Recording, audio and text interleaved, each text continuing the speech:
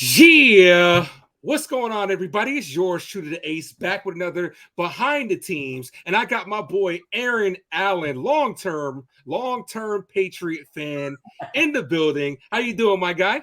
Hey, I'm doing good, my brother. How are you? I'm doing wonderful, man. Thanks for coming on, man. Me and Aaron go way back to the high school days. He's in my annual fantasy football league. He does okay. He likes to draft nothing but Patriots. Oh yeah. So, We go it all tends in on Team Patriots. it tends to be an easy dub for the rest of us, is what I'm trying to say. So yeah, but we're gonna get right in, man. Aaron's one of a couple of Patriots fans I'm bringing on, making one big video. So last year, you guys finished at 8-9, third place in the AFC East. What were your thoughts on the season last year? I think we met expectations. Like oddly enough, I didn't have too high hopes coming in. I think a lot of the issues we had, especially kind of like more so on the coaching staff, like that was kind of like the biggest, kind of thing for me was not having a real OC, having Patricia and Joe Judge come in last minute, kind of a deal. Yeah, I know all about him. Yeah. So I didn't have too high hopes. So I kind of there were some games that I thought that we should have won that we didn't win, and there were some games that we won that I didn't think we were going to win. So all in all, I would say for me, I didn't have high expectations. I wasn't thinking playoffs, but I was more so just kind of like, hey, let's get to 500 and we'll be good, kind of a deal. So yeah. Yeah, and you guys ended up one game under 500 due to the added extra game, which I'm sure if we didn't, you probably could have finished at about 500. Yeah. So yeah, third place finish. You know what I'm saying? So you're getting a third place schedule this year. So going into the off season, what do you feel like was your biggest need on the team, and do you feel like you addressed it via draft and via free agency? I thought like our biggest need, honestly, was like just improvement on the coaching staff. So I think having Bill O'Brien back to me is going to be like a big key. I liked what I saw out of a rookie Mac Jones um, with Josh McDaniels, but again, I don't think I will also say I don't think Mac Jones is going to be the next Tom Brady. I don't think he's going to be the next Pat Mahomes. I think his ceiling is maybe like a Kirk Cousins, Joe Flacco kind of a guy. So just getting talent around him and putting him in his scheme that he can succeed in, and that to me will bode well for us. But I don't think he's just a guy that's a Patty Mahomes who you can just roll anybody out there, kind of a deal. So I think improving the coaching staff to me was like the biggest key. And so I liked what we did. Draft wise, I think we did good in that as well. We picked up a couple of guys, and I'm trying to think of this kid's name. He was like a fourth rounder defensive back, and the kid's been lighting it up so far in the preseason, or not even in the preseason, but in kind of like OTAs and things like that. So I got high expectations for him. Mm-hmm. Yeah, the two defensive backs you picked up, Amir Sheed was in your 6th round. Yeah. But the guy that you got that when I was having conversations before was Christian Gonzalez fell to you guys at 17. Yeah. No one see, as a Giants fan too, we had similar needs as far as defensive back and stuff like that. So I had my eye on the defensive backs. Yeah. But Christian Gonzalez wasn't on my radar because I thought he was at least going top 10 because that's where he was. So the fact that he fell to you guys at 17, that in my opinion was a steal for you guys.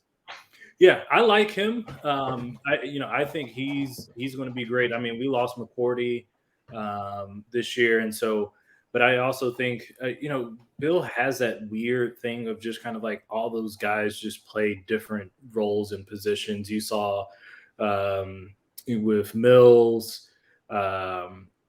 Duggar, it's just all those guys switch out between, corner, safety. It's just kind of like it's more of a matchup scheme, and I think that's the way the NFL is leaning towards anyway. So I liked Christian Gonzalez, and I think he's going to be an added key and an added benefit. But I think the draft we did okay. I was I don't think at 17 there was kind of too much we could have done wrong. I don't think, the only other thing there was to me, the big improvement, I think too, what we may have needed was like a wideout, but I don't think there was anybody at 17 that you were kind of like, that was jumping off the board, from a wide receiver standpoint that you're like, oh, we need to go get this guy right now. Yeah. The deal. Y'all first 3 picks definitely investing in defense, and that's something that Bill Belichick's kind of known for, is investing in the defensive side, because you guys under Bill Belichick's tutelage, it always seems like the Patriots will have a good defense, at least a well-disciplined defense, to be able to keep them in games. Because just look at what you guys did, even though the Jets were bad last year. You shut them out. They didn't. I don't think they scored a touchdown against you guys, and you guys were able to win. And with a guy like Mac Jones, that's very pivotal to be able to have, because where young quarterbacks will make mistakes, but to be able to say I have a good defense that'll back me up definitely helps with his progression. Oh yeah, and I think too, it's kind of like it gives him the confidence of, I don't have to go out there and win this game, of kind of like, I don't have to lose it. It's not on me. You don't put all that pressure on him in that sense, and I think that's kind of good early on in a lot of kind of like young quarterbacks. You saw it with like an early Russell Wilson. Coming in with beast mode, and then that, Legion of Boom kind of a deal. Not to say that that's where the Patriots are, but it's more so kind of that mentality of kind of like, hey, look, we're not going to ask you, don't lose the game, but you're not going to have to go win the game. Yeah, game manager type situation. You know what I'm saying? Exactly. Like, just don't fuck it up for us. So talking about wide receivers, because I had my boy that was a Patriots fan on yesterday before the DeAndre Hopkins news broke today. So a lot of Patriots fans thought that was kind of a done deal. Were you in that boat? I was. The only thing that was kind of that had me skeptical was his relationship with Bill O'Brien, and just kind of everything that happened with him and the Texans. That kind of, to me, was always kind of like, I don't really know. We somehow made it work with Randy Moss for those years, and so I just kind of like, D-Hop is not known for practicing all of those kind of things, and that to me kind of doesn't fit the Patriots mantra. So while I think he was a needed target and someone who we needed to go get and possibly would definitely be an improvement to the offense, I did, the overall system fit and kind of coaching fit had me a little skeptical on if D-Hop's going to make it or not. Yeah, well, yeah, I did get the TikTok influencer himself, Mr. Juju Smith-Schuster. Hey man, I'm actually a big Juju fan. I honestly think that what he brings is kind of almost what we need in a sense. Yeah. And I think at this point in time, D-Hop in his career is not the kind of breakaway guy that he was. That we saw in Texas, and so that's why I kind of think for me was kind of like actually adding Juju. To me, it's a cheaper, poor man's D-Hop in a sense of they kind of can do the same thing out of the slot in a sense, and you kind of get those guys matched up, and I think Juju will be okay. So I like him. Yeah. I'm excited to see what happens. I'm actually the biggest person who I was really bummed about last year that we didn't utilize was Kendrick Bourne. He's like one of my most underrated, I think, wide receiver talents, and there was a lot of trade rumors early this year about the Patriots possibly dealing him because of, he had a big drop off in production last year, but I think that was more so revolved around the coaching than it was just him as a player. So he's kind of the guy to me also that I'm like, if he gets in and we game plan for him and Tyreek Thornton is another guy who's going to, if he kind of buys into that role, he can be the off the top breakaway guy. And I think those two, you get Kendrick Bourne in space. I think he's probably one of the fastest guys out there. I mean, he's no Tyreek Hill, but I don't think you're catching him either, though. And then you also have Mike Gesicki as a safety blanket and a guy that I like in Stevenson as well. I do feel like your team is more system oriented than anything else. Like, guys, you need to get guys that fit the piece. I feel like Juju Smith-Schuster bought in last year with the Kansas City. So he shows that he can buy into a system, because coming off of Pittsburgh, you're like, this guy's kind of a diva, you know what I'm saying? And he got exposed for once Antonio Brown left, he got exposed where he's not your traditional number one, but he can be a good number two, but he can be a really good system guy.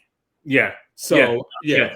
And that's the hard part about being a Pats fan too, is kind of like you see all these big name guys out there like Dalvin Cook, right? Like everyone's like, wow, we need a running back. Like go get Dalvin Cook. We let Harris walk in free agency. So it's kind of like, oh, let's go get, but it's kind of like, but does he fit the system?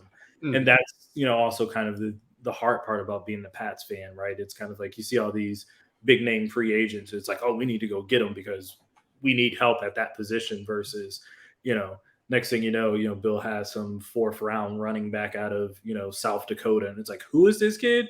Oh, he just ran for back-to-back 100-yard games. Like, okay, that works. Like the Wes Welkers. It's like my Miami Heat, dude. We find undrafted players and it's like plug and play perfectly. Like the Wes Welkers, who was that one dude? Logan? One of them. Oh, yeah, no, Chris Hogan. Chris Hogan fit in, you know what I'm saying? And it just worked for what you were trying to do. So I feel like for Mac Jones to be successful, they need to build a system around him. But, how many more years would you give Mac until you'd be like, okay, he's not the guy? I think he's probably got I think he's got about 2 to 3 more years left, out there. I think the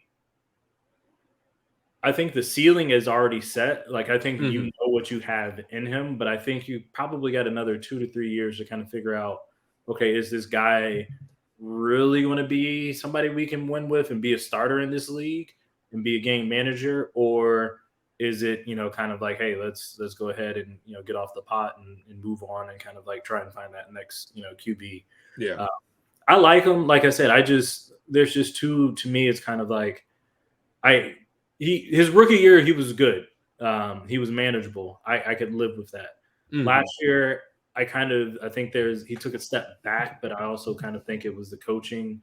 But I think he's got about another 2 to 3 years of kind of like, okay, he's had a 5-year span to where you can kind of look at him and assess to say, we're winning with this guy or we're not, essentially. Yeah. His first year was way better. 3,800 yards, 22 touchdowns, 13 interceptions. Last year, he didn't crack 3,000, 14 touchdowns, 11 interceptions. The rating was better in year one. So, like you said, I mean, there were glimpses that he could be coachable. You know how it is. The third year is very pivotal to whether you're going to extend the quarterback or not, or you're going to move on. So we'll see if he can step up for you guys and earn himself a second job with you guys. Yeah, I mean, I think next year to me too, it's like I hate to say it, but it's kind of like you kind of got to tank because Caleb Williams, that guy, he's not going to be around at 17, right? Like you finish middle of the pack this year. It's kind of like you almost just either need to go all in and say this is what we're going to do, or tank for Caleb. Yeah, because Caleb is a once in a generation type player where if you're going to go all in, you got to go all in. I would have thought if you guys would have got Caleb Williams that you would have traded Mac Jones, which is what there were trade rumors coming out this offseason that Bill was ready to move on from him. If you guys would have did that, I would have said, yeah, you're all in for Caleb at this point. Oh, yeah. Yeah. I mean, I don't, like I said, I think the verdict on Mac is basically out. But, yeah, I mean, I think I'm excited to see what Caleb's going to be doing this year. And I'm actually making a point to go to 2 USC games being out here on the West Coast, just to go check them out. I did the same thing when Herbert was in college at Oregon. So, and that bode well as well, because that kid is just freaking talented as hell too. So yeah, he's going to be good. He's going to be really good. All right. So going into 2023 season, who is your breakout player that needs to have a good season for the Patriots to either be successful, or if he doesn't, they're going to be in trouble? I mean, I think we kind of talked about it a lot. So I think it's going to start with Mac in that aspect. Not having kind of like a true wide receiver number one. I'm looking at our kind of wide receiver core. So I'm looking at a guy like Kendrick Bourne, and I'm also looking at a guy like Tyreek Thornton.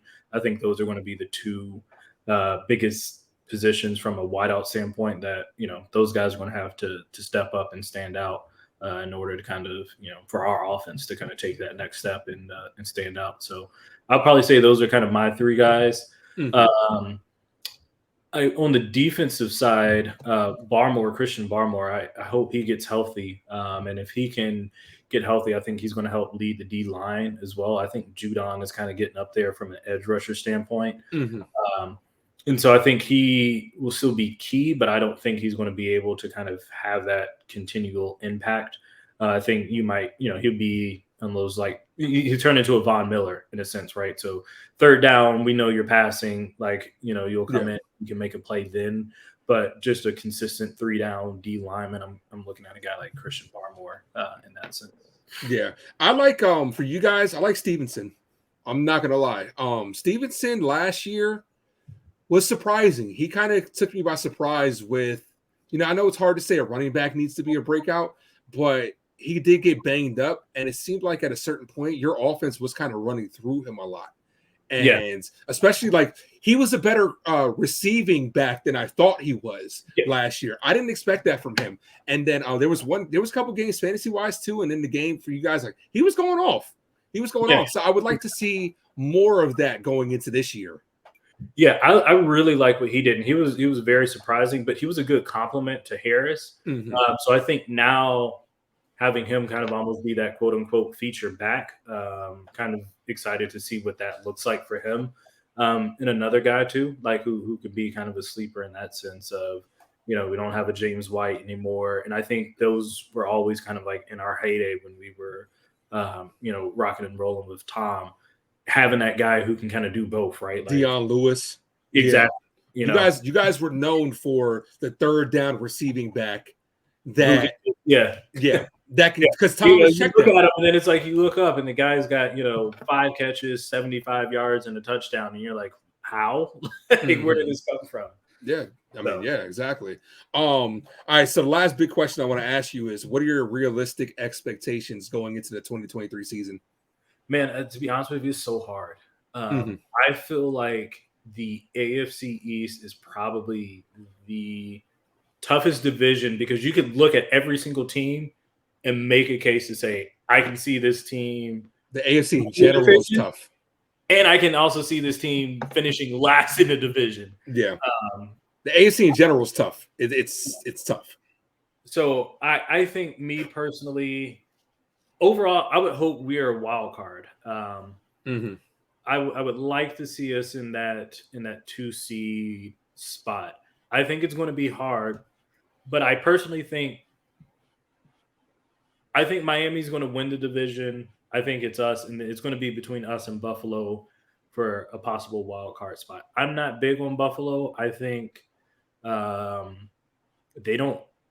their defense is good, but I think from an offensive standpoint, they don't really have a running game.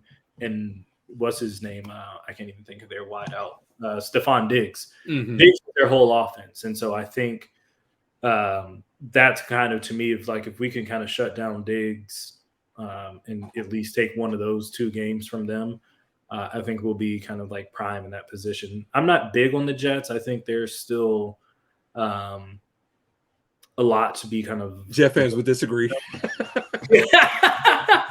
I think there's a lot to still be determined. I'm curious to see what version of Aaron Rodgers we're getting at this point in his career and things like that. So honestly, if we finish at that 2 and 3 seed and competing for a wild card, I'll be happy and consider this season a win. I mean, I don't have deep Super Bowl run hopes. Those days are long and gone. Without 12 underneath them anymore. So I think if we 2 or 3 competing for a wild card, that second wild card spot, I think it's a win. And I think if we at least go 500 in the division, I think we'll be good because those Miami games are always tough for us. Always going down to Miami for whatever reason. But you guys can sweep the Jets though, because it's like Bill Belichick. If we know one thing, he gets up for the New York Jets. Oh yeah. No, that's why I ain't worried about the Jets. Yeah.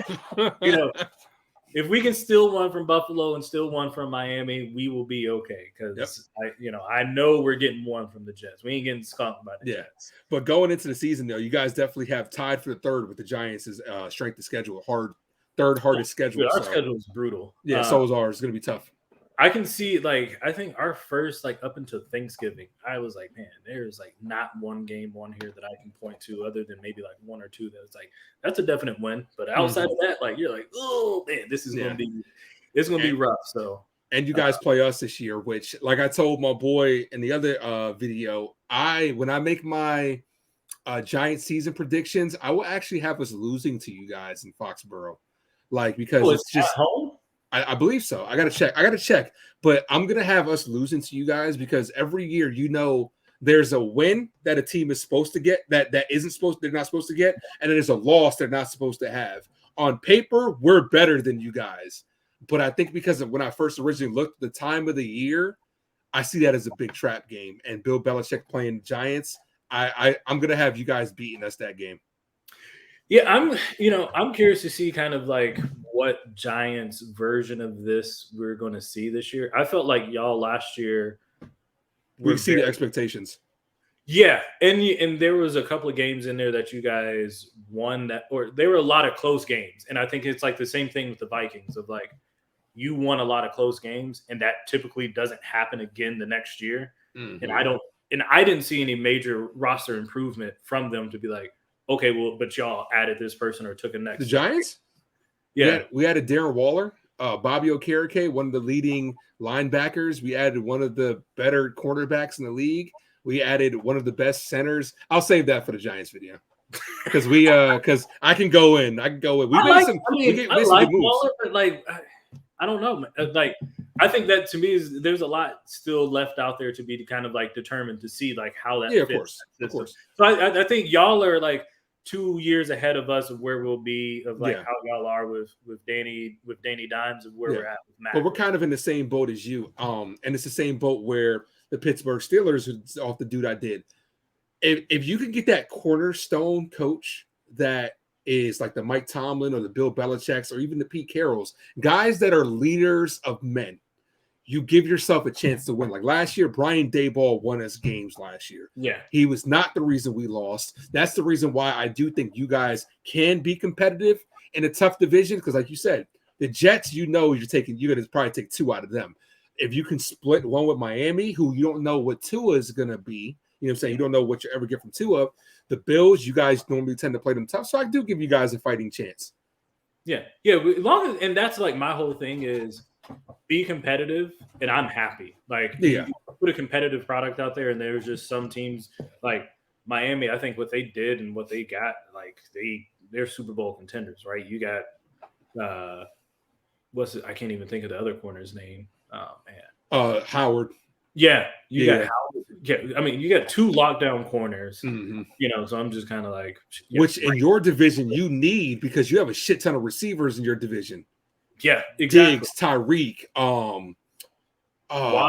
Waddle. You got Garrett Wilson who emerged last year, who's only going to get better with Aaron Rodgers. So you need y'all division needs lockdown corners. Yes, right. Like, what does that relationship timing wise look like with Garrett and Rodgers? So I think there's a lot to to see, but I think coming into this year, as long as we're competitive, battling for that 2 or 3 seed, maybe one of those wild card spots, I think we'll be okay. I'll be happy. I'll consider it a success.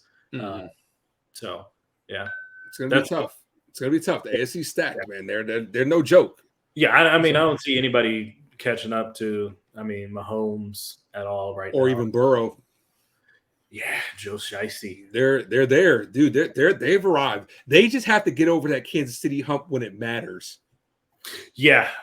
I mean, and I can't wait. They're coming out here to the Bay, so they're going to play the Niners. Mm-hmm. So I'm gonna go catch them out there because I was like, oh yeah, I got to go see Joe Shiesty because that kid is the truth.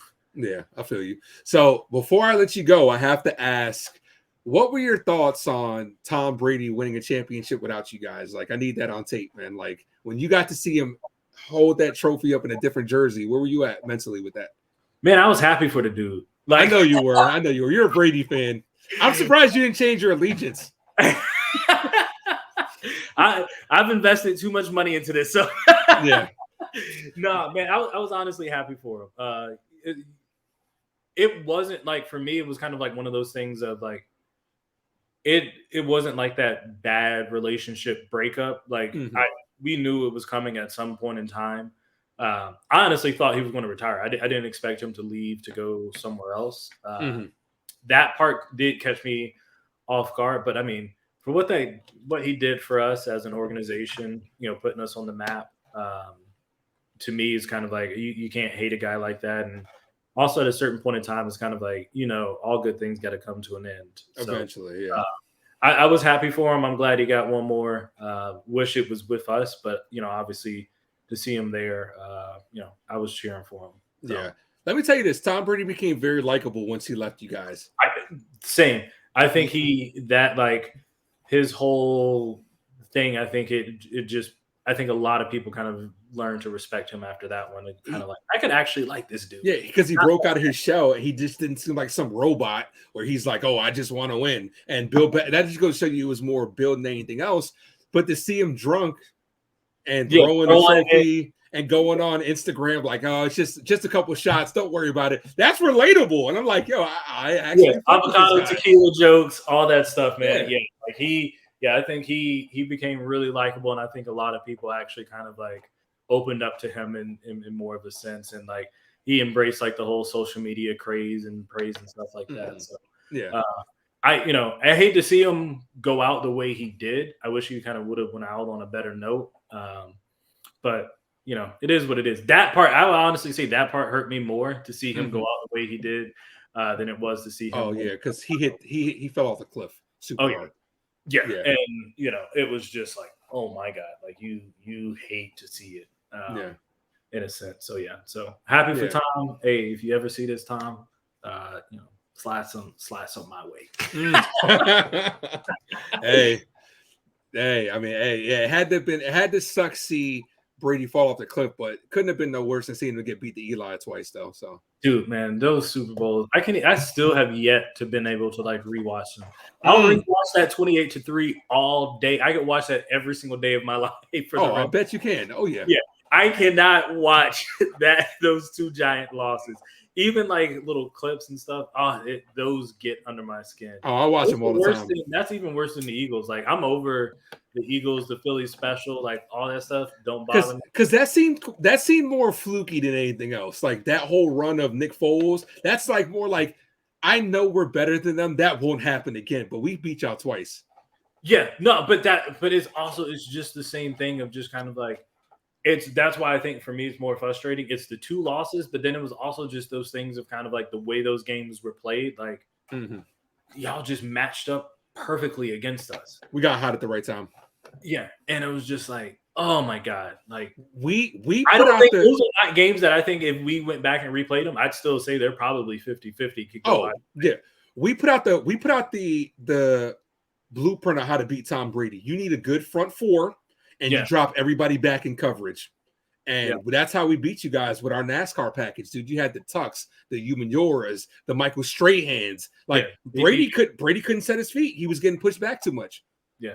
JPP, and constantly. Yep, exactly. Atlanta, they did that for a whole first half. That was what was frustrating as a football fan, where I didn't care either way if Brady won or not, because I wanted Brady to win as much as possible and beat Philly and only lose to us. That way I could have been like, hey, we're the only team to beat Brady.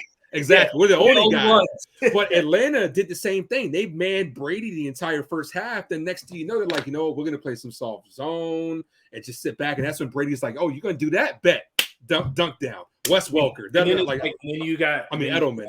Yep. Yeah, then you let them catch fire, and then you try to then like bring that back, and it's like it's hard to do, man. That momentum is a hell of a thing, man. I don't believe in it, but momentum is real.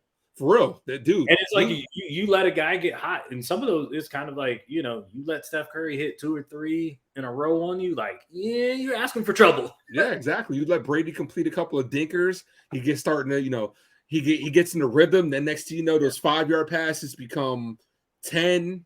Then it becomes 15. Then next thing you know, one is a bomb. Yeah. And it's like, wow, we just fucked ourselves. We had that game. And then it's like, oh, man. Yeah, exactly, though. So, but I appreciate you coming on, man. Thank you, man, for popping on, man. Is there anything that anywhere they can find? Tell them where they can find you at. What do you got going on? Man, I live the most boring life in the world. But family, man, that's not boring. Nah. Yeah, nah, man.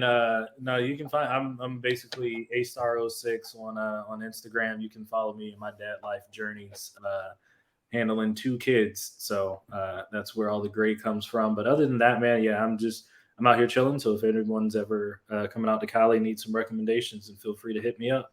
Definitely. And of course, I see the thing in the back. Thank you for your services, first and foremost. Hey, no problem. Thank you. Thank you. Oh, I got the other one over. Oh, there you go. See, I got the real one. Nice. There you go. My Patriots.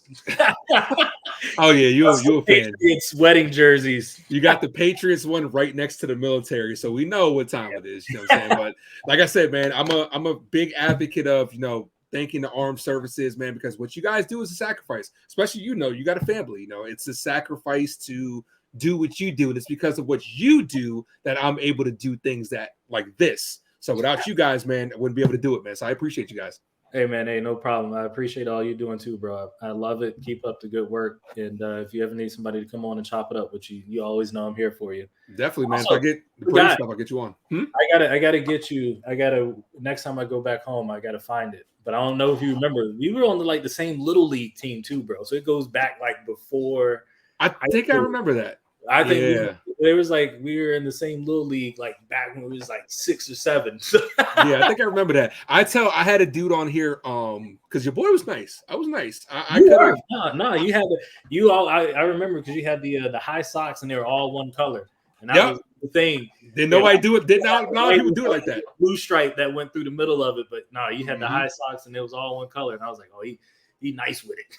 I tell people I have my boy Lydell, who was actually on one of my championship teams, and I was like, yo, you gotta let him know, because I be telling these people during the Yankee live stream, your boy was nice. I was like, I'm not sitting here saying I could have made it to the pros, but if it wasn't for music, drugs, and females, I was like, yo, I could have definitely made it to the minor leagues.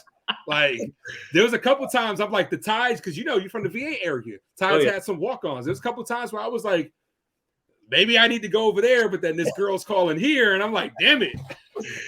Priorities, man. But like I said, man, I appreciate it. All the support. Trying to do the damn thing on YouTube, man. Just doing the best I can. We're almost at 500 subscribers off of 4 months. So thank you guys, man. Hey, there you go. Keep liking and subscribing, following. That's right. Appreciate that, man. But as always, man, I appreciate my guy, Aaron. I look forward to doing fantasy with you, and it'll be a good time. Stick around for the behind the scenes, just stick around. Because a lot of people dip out after they leave. I can edit all this. But as always, guys, I appreciate you guys, man. Thank you for tuning into the Ace Avenue. I am yours truly, the Ace. Adios.